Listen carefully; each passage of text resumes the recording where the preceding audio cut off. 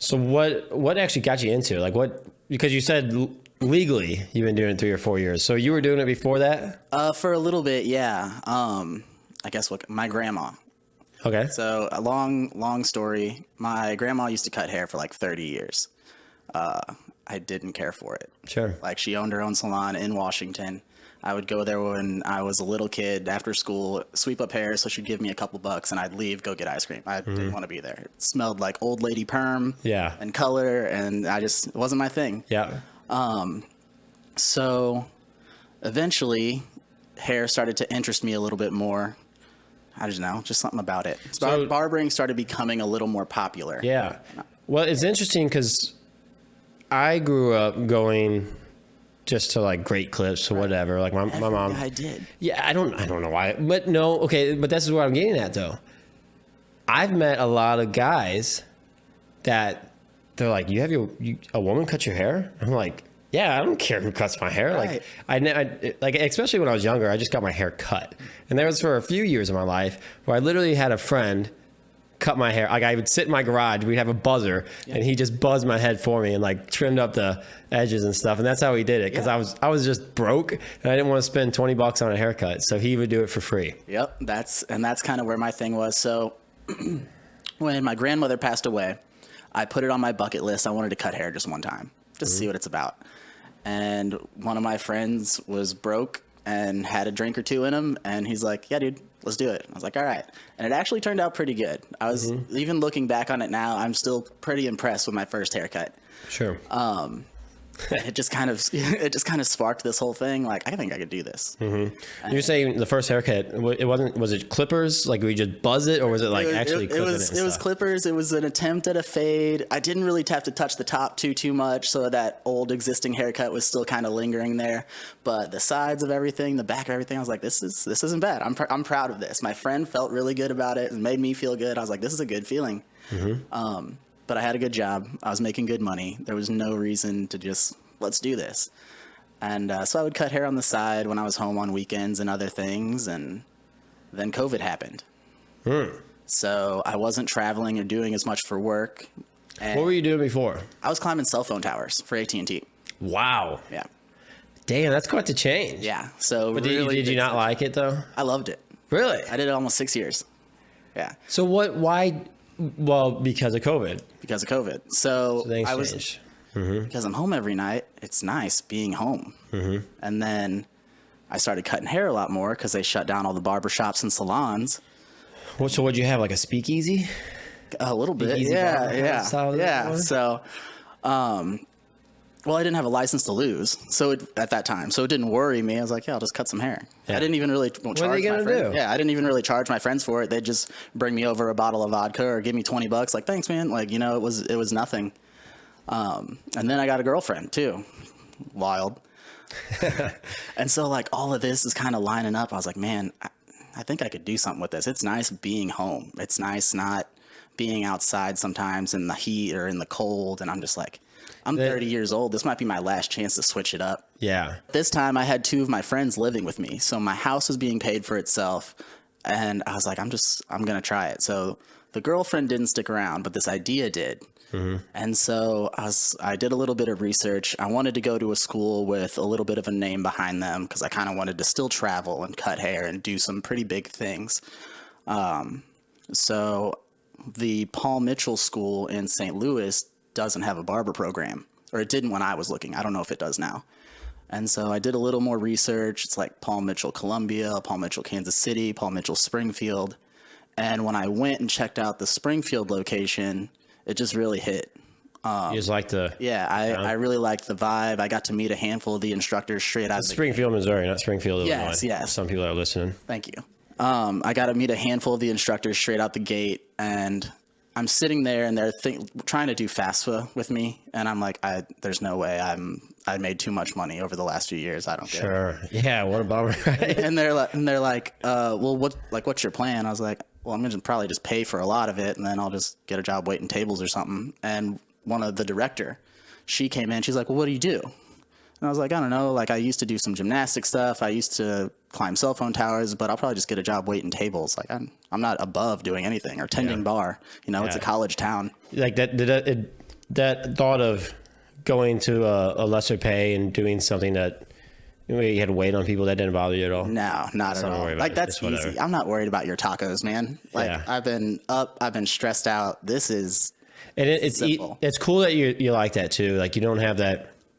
A lot of it is like the outside, like everybody's worried about what other people are going to think of them. Right. Like that their friends are going to think of them, their parents are going to think of them, their family, or the people that like you might, like girls or whatever. Like everybody's worried about that, what everybody else thinks. So it's cool that you can do that. Yeah, so not everybody can. Right. I'm sitting there in this interview, and she's like, "Well, you did gymnastics. I have a friend who owns a gym. If you like, I'll put in a good word for you." This woman didn't know me at all. I don't even think she knew my first name at this point, and she was willing to like put her name out there for me, who has just gotten there. I was like, all right, these people kind of like care and are trying. Now, is this at the school? That's the director of the school. Yeah. When you went to school, what's it considered? It's not cosmetology school, is it? Yeah, in a sense, yeah. It's like a trade school in a sense too. So how long is it?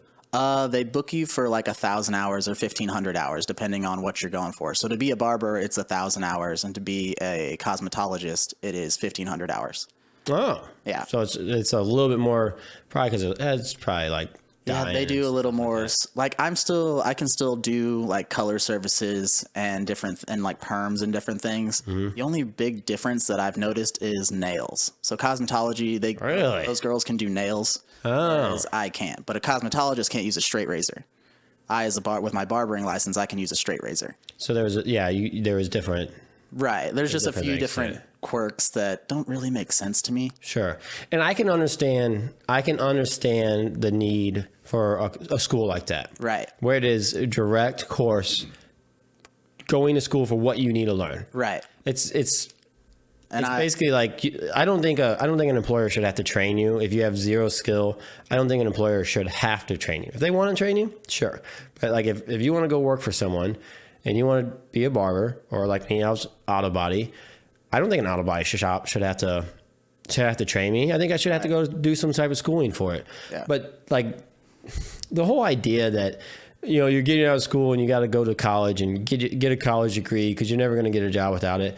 That's baloney. And it's like a brainwash thing that our society does to make you just go getting hundreds of thousands, or at least tens of thousands of dollars in debt, if not hundreds of thousands of dollars. I know people that get hundreds of thousands of dollars in and don't get paid. The job just doesn't pay for it.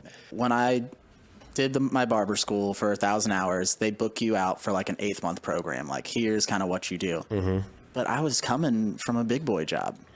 So 8 hours a day of school was nothing. I was there. I got there early. I stayed late. I was done in 6 months. Yeah. And you also, when you start working a real job, they push production on you. Right. Like you're not working most places and just be like, you get to sit around. Right. Every hour you get 20 minutes off or something. Which, no offense, that's kind of how school felt. It's like a bunch of I was 30 years old getting into it. There's kids who just 18 trying to figure it out. Like, I'm just going to go to this to kill time. Yeah. Like, this is it for me. Like, I'm doing this. I'm here. I'm grinding it out. Yeah, I would freaking work 12-hour days if I could get out of here soon. Exactly. If they're like, oh, Dan, like at one point they're like, you can't keep staying here.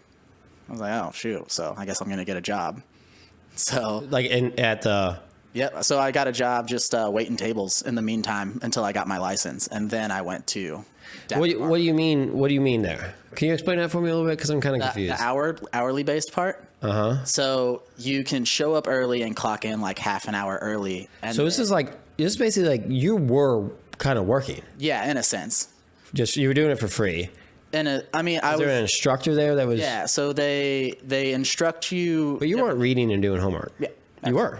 Yeah. So we had, because of COVID stipulations, we had to have so much time outside of school. So we had like 1 or 2 days where we were online, and that was absolutely miserable. That is not for me. Yeah. And then for the first like 2 months-ish, you're just in a classroom. You don't touch hair.